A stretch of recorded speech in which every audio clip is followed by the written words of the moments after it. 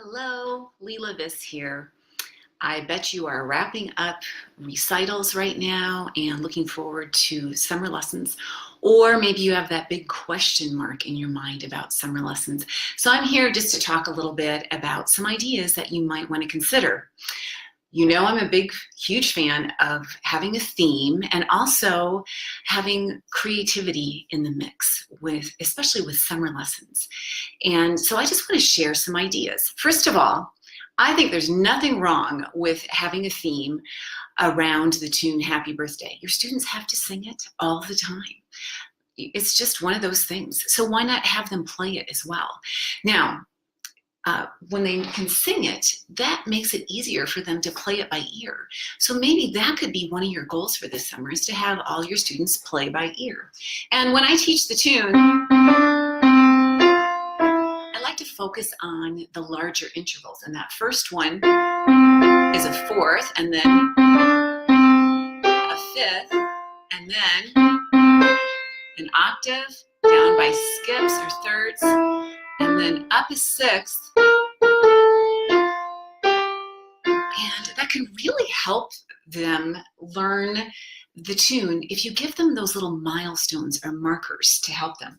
And oh my goodness, there you go. There's the first teaching moment right there, is what are intervals and measuring intervals. And then the next teaching moment is the most singable key is probably in F major, starts on C, but it ends on F, another teaching moment. And then they're going to notice when they, no, that B doesn't sound good. That B flat does, then that's your next teaching moment. Why does it need that B flat in order to sound good? And my little tip is there always has to be half steps between 3 and 4 and 7 and 8. So my students memorize the major scale code 3, 4, 7, and 8. Now, there's just a bundle of things that you could just focus on for the summer. Intervals, playing by ear, scales, even just major scales, and then key signatures. So what I've done is I have created a summer lesson plan around birthday parties. And here is Perry the Penguin. And I forgot to include this. I do have a resource at my blog. It's called Perry's Piano Party Camp. And I forgot to mention, and if you have that resource already, I can send you a copy of this little Perry. I printed him off and then I put him on this little bag. And this little bag is important. I'll show you why in just a minute. But I got this bag from Sephora. We just have one down the road. So if you happen to have a Sephora nearby, it's the perfect little Perry bag. Now, why do I have this bag? Because it's the tune Happy Birthday lends itself to so many teaching moments. One important one, we've already mentioned the intervals and the scales, is a time signature. Now we live in a 4/4 time signature world. Happy Birthday happens to be in 3/4 time. So I made all these little tags, and you could have these in Perry's little bag, and they could just pull them out, and they could be a topic for a lesson or for your camp, whatever you choose. So then when they're talking about 3/4 time versus 4/4 time, you want to experience that with them. And that's when one of my favorite all-time books, I like to pull this one out, called The Remarkable Farkle McBride. It's by John Lithgow. And it's all about how he tries out all these instruments and doesn't like any of them. And then ends up loving, can you guess? Maybe you already know this one. He finds out that what he really likes to do is, sorry, it's a big spread here, is conduct. And then you could pull out some conducting sticks and have your students conduct and make sure they know how to conduct in 3/4 time. Well, that's a beautiful segue. I've got conductor right here. That's a beautiful segue into a very important thing about Happy Birthday, that tune, is it doesn't start on beat 1, it doesn't start on beat 2, it starts on beat 3, the upbeat. And when you conduct, the students can feel that upbeat and understand why it's called that.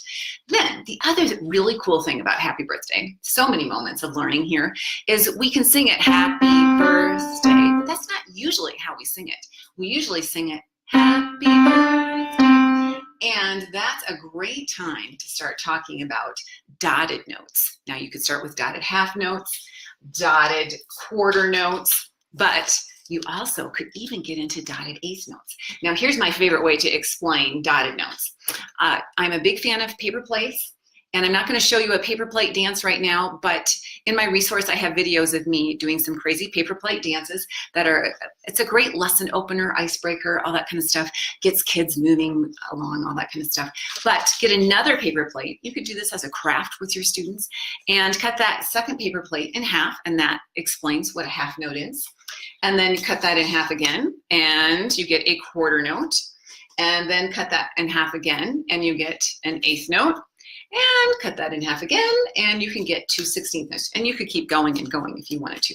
But this is what I love about this setup, is it really teaches, it helps students understand the idea of what that dot means by a note. So if I have a half note and then there's a dot by it, that means I have to add half of itself. Well, what's half of itself? It happens to be a quarter note. So then that shows exactly what a dotted half is equal to. So that will help then explain what's a dotted quarter note. So here's one quarter note. What's half of it? An eighth note. So a dotted quarter note is worth 3 eighth notes, or a quarter note plus an eighth note. And then this is where you could really get into that dotted eighth note at the beginning of Happy Birthday. You've got an eighth note, cut it in half, and you've got a 16th note. And that's what a dotted eighth note is equal to. So don't forget those paper plates, repurposing things that you have in the house. One of my favorite things to do. So we've talked about playing by ear, intervals, 3/4 time, begins on the upbeat. You could teach conducting. Now, this tune is kind of lonely, so that's when you want your students to be able to add a left hand. And the left hand could just be basic chords, the 1, the 4, and the 5. But this is where I really value my time with Bradley Sowash, and he taught me something quite a while ago, which I absolutely love, and it's the name Chordland. But chords need to stay in one place on the keyboard. And if your students know that rule about Chordland, then their left hand is going to stay in one place and it won't interrupt the right hand melody. And what that leads to is inversions. Now, if you're curious about Chordland, then I suggest that you check out the resource because it's all in there. But the point being that you want to stay in a certain zone with your left hand chords so that it doesn't interrupt the melody. All kinds of learning moments there when your students have to play hands together as well. Now, some people have asked me, well, is this good for just beginners? I'd say yes, just teach beginners how to play that tune by ear just in the right hand, and maybe add a single bass note, something like that. And that could be enough of a challenge for them for the summer. And they could play it at any happy birthday party, and it would sound great. So we've talked about chords, and now let's talk a little bit about what you could do to have fun if you're going to have a summer camp. First of all, you could divide and conquer. That's one of my favorite things to do. Somebody plays the melody, somebody plays the chords. You could also have somebody play the bass line, a single bass note, and maybe even make it a waltz. And then you need a beat keeper, so you could add instruments, all that kind of stuff. I call that divide and conquer. So when you choose a theme around, a tune like Happy Birthday, or any tune that you prefer, but Happy Birthday is a pretty good standard tune that everybody's going to want to know. You can mine so many wonderful concepts and have a great time learning in the summer. And it's one of those times where your students aren't going to practice as much as they want to. Well, they're going to come away with a whole bunch of theory and knowledge and playing skills that they can take with them for the rest of their lives. And I always have my students review Happy Birthday every year, and they always up their arrangement just a little bit more.